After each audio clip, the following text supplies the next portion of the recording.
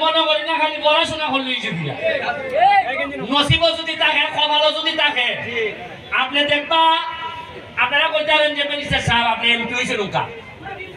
আপনি এরে লিয়া খেলে টানাটানি করতেছেন আমি এরে লিয়া টানাটানি করতেছি খেলে জানেননি এ তো আদা কিছু মাথার মধ্যে সমস্যা আছে এ জীবনে জন্মের পরে এ সোনারঘাটের জন্ম ইয়া সোনারঘাটের কোনো মানুষের ক্ষতি করছে না চুরি করছে না লুটপাট করছে না আর যেটা সুস্থ দাবি করুন ইটা সোনারঘাট থেকে দুর্নীতি করে খাইয়েছে না দিছে না আমি এর সামনে সময় দিতাম না